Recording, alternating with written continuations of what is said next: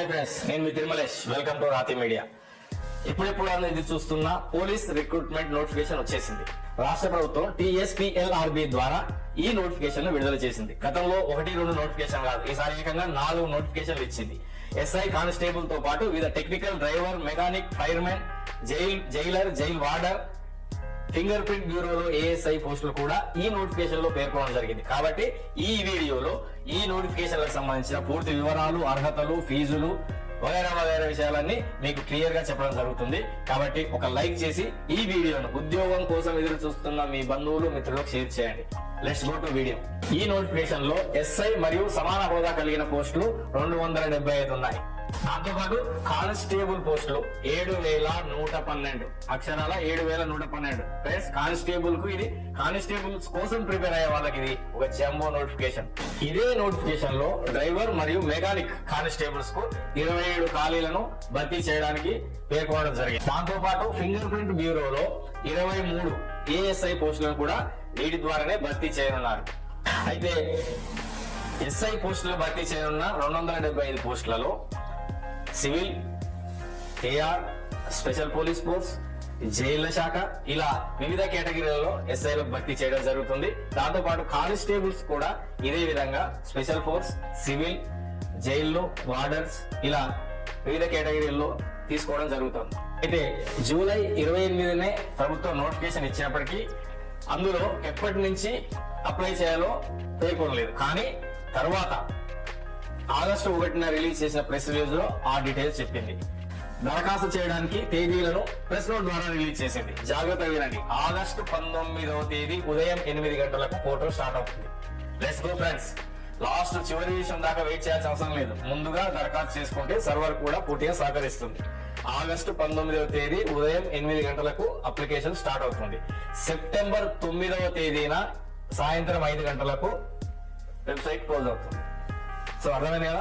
August 19 నుంచి September 9వ తేదీ వరకు మాత్రమే అప్లికేషన్లు రిసీవ్ చేసుకోవడం జరుగుతుంది. కాబట్టి చివరి వరకు వెయిట్ చేయకుండా, సర్వర్ సతాయించేటప్పుడు దాని వెంట మనం పడకుండా, అది ఈజీగా ఉన్నప్పుడు అంటే ఆగస్టు 19వ తేదీన స్టార్ట్ అయితే మొదటి రోజు వదిలేసి 20వ తేదీ నుంచి దరఖాస్తు చేసుకోవడానికి సిద్ధం అవ్వండి. దరఖాస్తు చేసుకునేటప్పుడు ఫీజును నిర్ణయించడం జరిగింది. ఈ ఫీజును మనం అప్లికేషన్ చేసే టైంలో పే చేయాల్సి ఉంటుంది.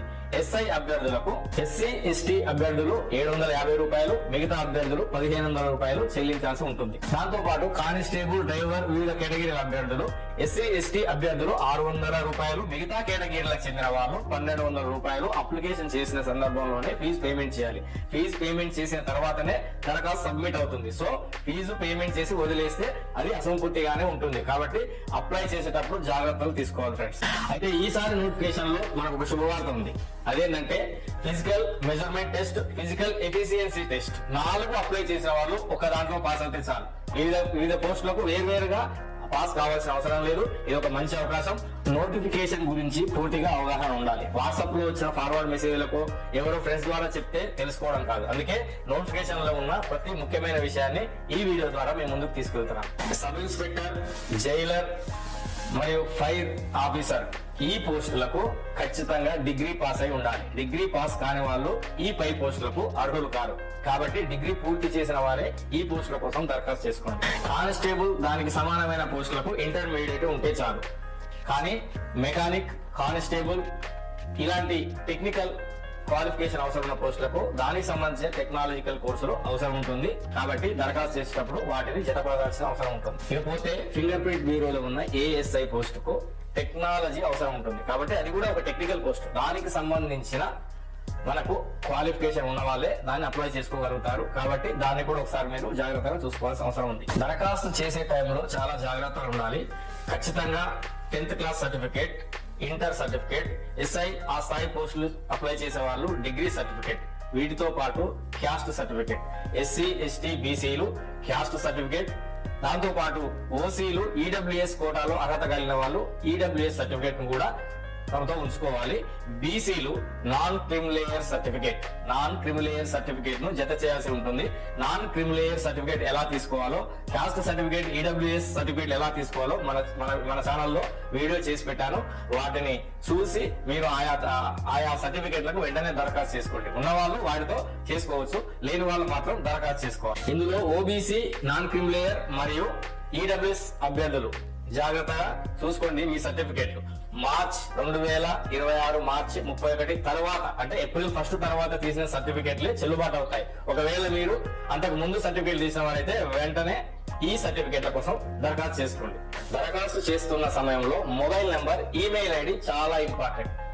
మొబైల్ నెంబర్ కు మనకు కమ్యూనికేషన్ చేస్తారు. దాంతో పాటు ఈమెయిల్ అడ్రస్ కూడా మనకు కావాల్సిన సమాచారాన్ని TSPLRB పంపించడం జరుగుతుంది. సో మొబైల్ నెంబర్, మెయిల్ ఐడిని తప్పకుండా వాడుకలో ఉన్న వాటినే ఇవ్వాల్సిన అవసరం ఉంది.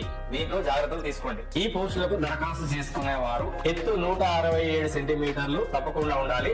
ఏజెన్సీ ప్రాంతాలకు చెందిన ఎస్టీలు 160 సెంటీమీటర్లు ఉన్న అర్హులే. మహిళా అభ్యర్థులకు కనీస ఎత్తు 152.2 సెంటీమీటర్లు ఉండాలి.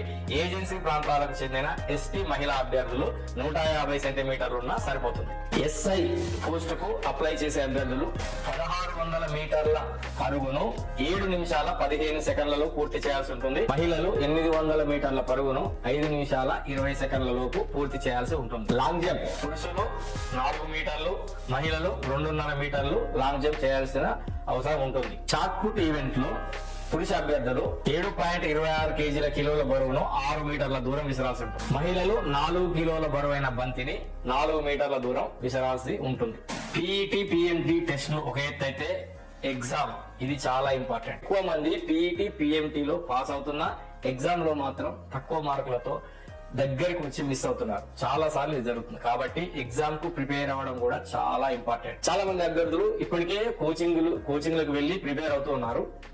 గ్రూప్స్ లాంటి పెద్ద ఎగ్జామ్స్ ప్రిపేర్ అయ్యేవారు కూడా దీనికోసం ఎదురు చూస్తున్నారు. సో ఎగ్జామ్ కూడా ఇంపార్టెంట్ కాబట్టి ఎగ్జామ్ కోసం గట్టిగా ప్రిపేర్ అవ్వండి. ఎక్కువ సమయం చదవడానికి కూడా కేటాయించండి. గ్రౌండ్ లోనే కాదు, పుస్తకాల్లో కూడా ఖచ్చితంగా గడపాల్సిన అవసరం ఉంటుంది. ఫ్రెండ్స్, మెయిన్ గా ఈ డేట్స్ గుర్తుపెట్టుకోండి.